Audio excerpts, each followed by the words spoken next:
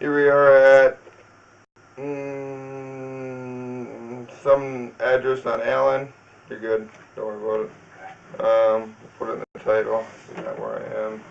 I would also like to thank Alvin for the support today. We couldn't have done it without you. Here's the start of our liner. A little water drop on there. A little better. We used a lot of veggie oil on this one to lube her up and get her in.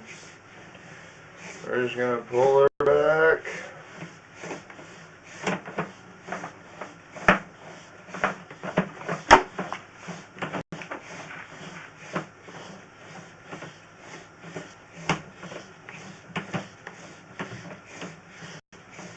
That's the proof right there.